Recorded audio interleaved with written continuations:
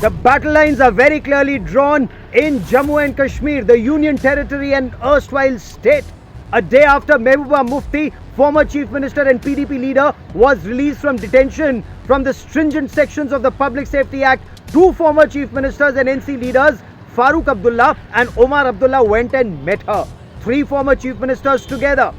What's cooking? They meet once again when Gupkar Declaration signatory parties get together at Farooq Abdullah's residence, and this is where politics in Jammu and Kashmir becomes extremely interesting.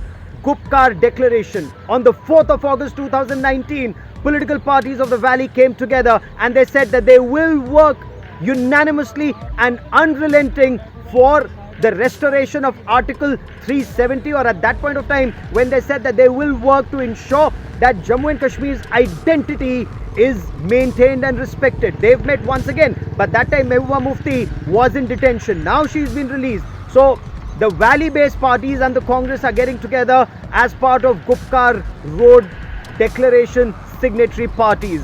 What course of action will be taken remains extremely interesting to follow. Why? Farooq Abdullah has already stirred a hornet's nest. Farooq Abdullah went to the extent of saying that people in Jammu and Kashmir would be happy to be ruled by China.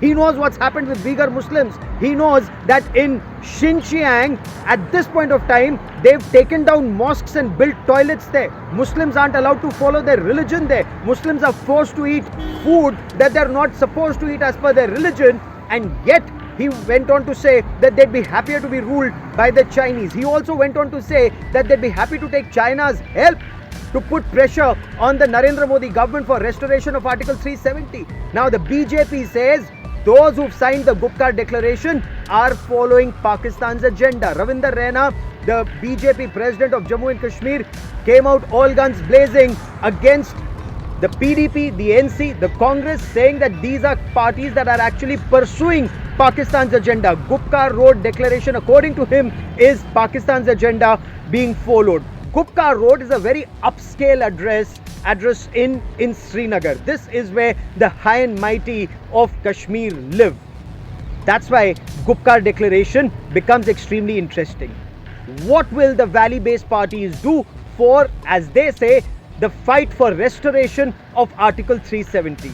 The BJP says that's clearly not happening. Mukhtar Abbas Naqvi says the benefits that were given to the people in the rest of the country could not be given to people in Jammu and Kashmir. Whether it's for minorities, whether it's for scheduled caste, scheduled tribe, other backward classes, a lot of other right to education, right to information, a lot of other advantages that people had could not be given to these people. Of course, that apart, the property right and all those issues versus the parties saying the unique status of Jammu and Kashmir needs to be maintained, needs to be restored.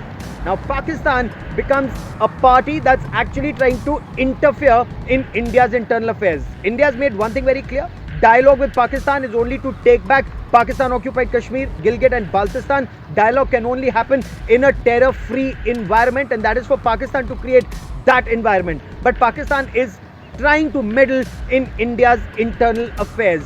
What happens next? Watch this space. We'll get you the latest.